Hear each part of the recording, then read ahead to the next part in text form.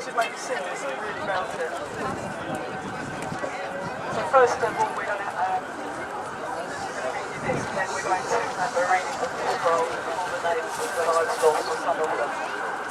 I became aware of group-specific legislation in the UK a few years ago.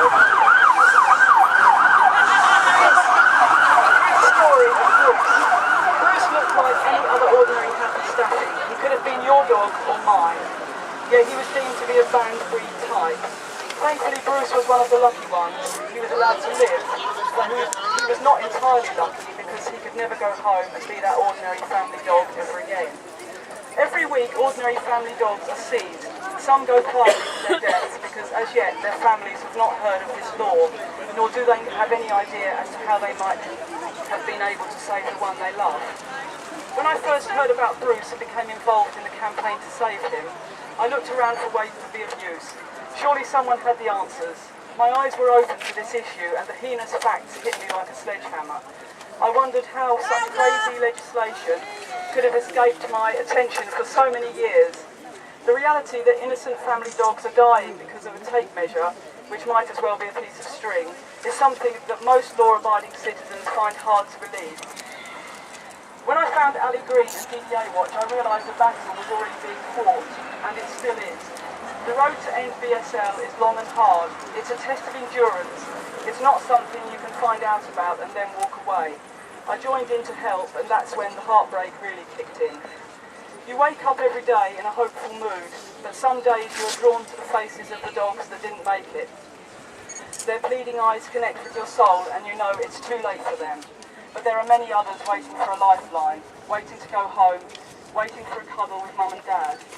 You find you can't stop, because if you do, you know there will be one less voice to speak out against the injustice. One less voice to speak the name of that lonely dog waiting in a cell.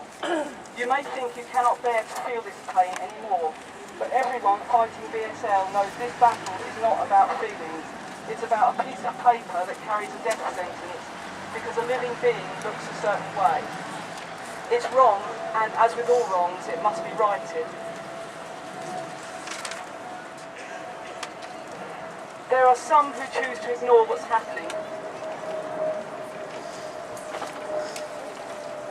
and there are those who say this law does not apply to them. I would like to say, if you are part of a community, if you use your library or the hospital, or if your mother or father needs a place in a care home, if your children go to school, if you wish to receive a pension when you reach the eligible age, if you want your roads repaired, if you want good public services, BSL does apply to you. Because the money spent on upholding and implementing a law that seizes and destroys innocent family pets is paid for by your taxes. You may choose not to look or listen or to have anything to do with how your MP and your government spends your money, but when the enforcement of BSL costs more and more each year, one day you will wish you looked up and taken note of what is happening to innocent family pets. Because BSL is not about protecting people from bad dogs, it's really about people having protection from bad laws. It's time we all looked and listened and said enough is enough, the killing must stop. To explain why I feel so strongly that Section 1 of the Dangerous Dogs Act must be repealed, I would like to read a few words that I wrote for the unlucky ones.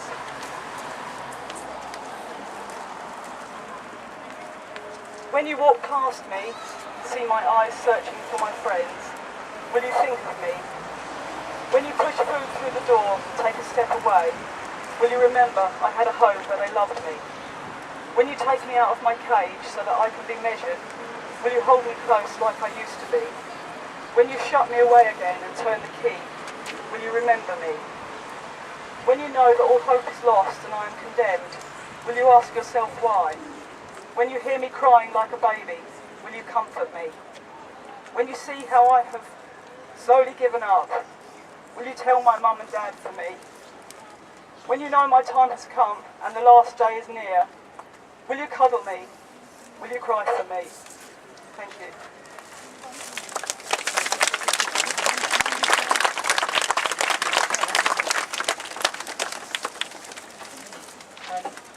Now Sean is going to read the scroll.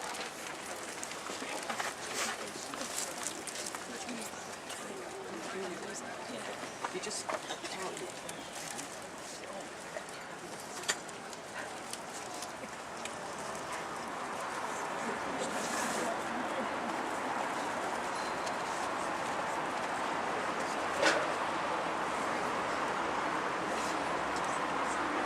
Mark Amston and pet Sandy died 1991. Mark killed himself the day after his dog Sandy was destroyed in 91. He left a note which read, "Goodbye, me and Sandy will be together forever. Me and Sandy will never be parted again." Rizla died October 1991. Rizla was photographed lying on a table with a needle in her leg dying. The heading read, "First hellhound in Britain gets the jab of death." Daily Sport, 19th of October 1991, Bradford.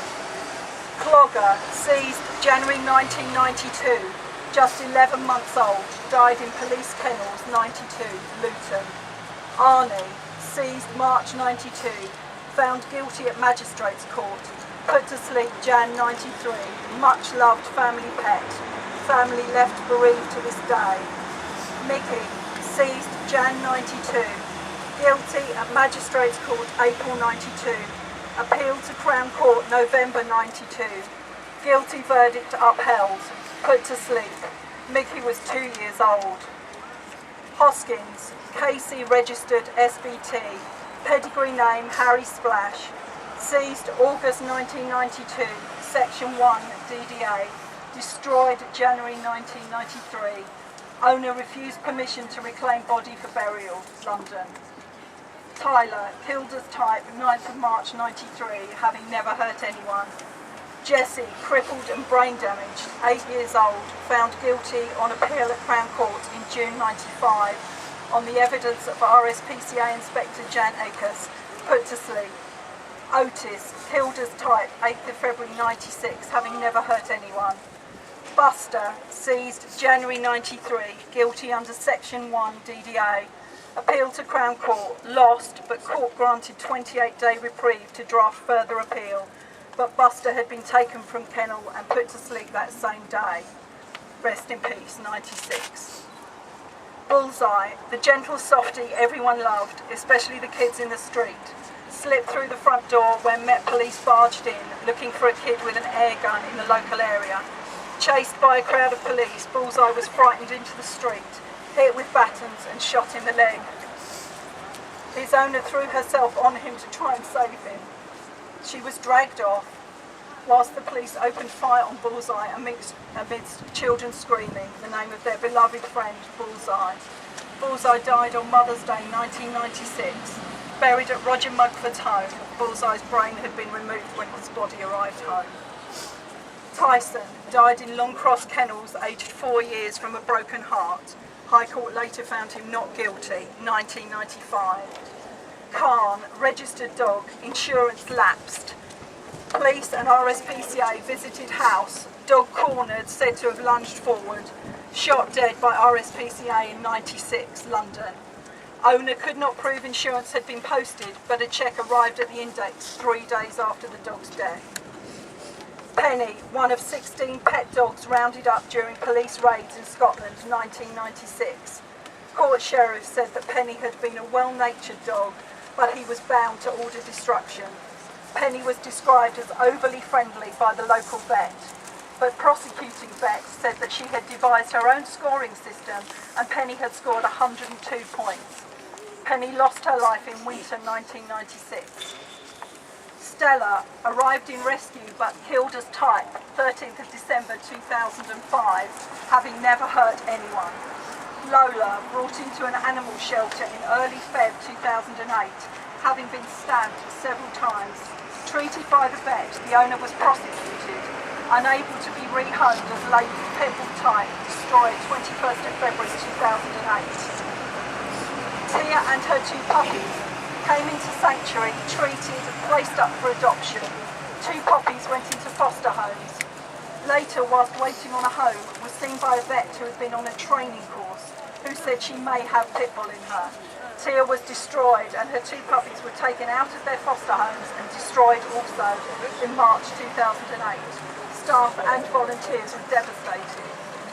Missy, Registered but unable to settle back into family life after being incarcerated, Missy was allowed to sleep peacefully February 2008. Magic, put to sleep as type in UK Rescue 20th of December 2008. Annie and Maisie lived together and played together all of their lives. Annie and Maisie died together at 1 p.m. on Sunday 20th of April 2008. Oscar, killed in error by Merseyside police October 2007. Cassie died in her owner's arms on 9th of February 2007. She never hurt anyone. An entire litter of puppies died on Thursday the 17th of April accused of being dangerous dogs.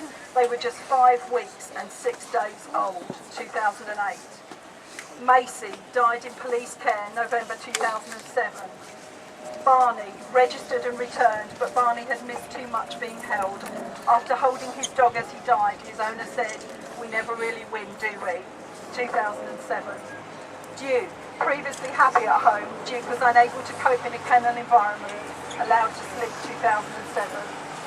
Jess died of parvovirus in police care March 2007. Zeus died of unknown cause in police kennels 2007. Chico died in police kennels 2007. Minnie, owners told she would be held for months and ruined if they fought for her. Minnie was put to sleep aged 4 months as pitbull type, 2009. Jackson, seized at 2 days of age as a dangerous dog. He spent most of his puppyhood hidden from the world. Despite the best care on return, Jackson hated existing. Jackson fell asleep in the arms of his foster carer in 2010. In 2008, 6 stray dogs were destroyed as type by Hackney Borough Council in London. Kaiser was held for 9 months as an alleged pitbull type. His owner fought and proved his dog was not a banned breed, and Kaiser was allowed home finally. Once home, Kaiser began to fit and was taken to the vets. Kaiser was put to sleep. He spent his last 9 months alone for a crime he didn't commit. Red was found as a stray and ownerless in January 2008 by South Gloucestershire Council. The council employed dog warden said of him, "This dog was only about 1 year old. He was highly social with other dogs. Even with the Jack Russell that tried to attack him, he showed no aggression. I could touch him all over and kiss his face and cuddle him with no hint of aggression. He was well-mannered and well-behaved, probably the nicest dog in the kennels at that time. When we went into the vets, his tail was still wagging and he sat there licking my face, licking the tears off my face. He didn't know I was going to have him killed. I held him all the time and he slipped away in my arms quietly. I held him even when he was dead and sobbed my heart out." Later she said, "Red was a lovely young dog. As far as I could see, there was no aggression in him toward people or other dogs. I became a dog warden to save dogs' lives, not to kill dogs, for no other reason than the shape of their bodies." Ice was found stray in Bridgend, Mid Glamorgan on 1st of March 2009. A kennel worker said of him, "I've never met such a good and loving dog. Despite his unfamiliar and stressful environment, Ice showed no aggression to either humans or other dogs. Ice offered nothing but kisses and a wagging tail. In return, by legal necessity, he was injected with a legal overdose of anaesthetic. Ice was destroyed on 8th of March 2009. Samson was a Staffordshire Bull Terrier mix who ended up in a rescue centre when he was found wandering alone in a London park. A very friendly, well-behaved, sociable and gentle dog who enjoyed the company of humans and other dogs. He was killed because a police officer thought he fitted the physical description of a pit bull type. Samson was the opposite of dangerous, but he still lost his life. Samson died April 2009. 19 seized puppies under the age of 8 weeks died whilst in the care of the Metropolitan Police in 2007. Their breed was never determined. The causes of their death have never been explained. On 24th of December 2010, the police turned up to take Sky, Blue and 8 puppies who were at the time in the care of my friend Stuart's girlfriend. Stuart was out of town as it was Christmas Eve and also his birthday. Unfortunately, his girlfriend was told she had to sign the dogs over, and that is what she did. By the time Stuart arrived back home, the dogs and puppies were gone. Sadly, he nor I knew nothing about BSL back then, or maybe he could have saved them. Bandit, a 6 to 8 week old stray, killed his time.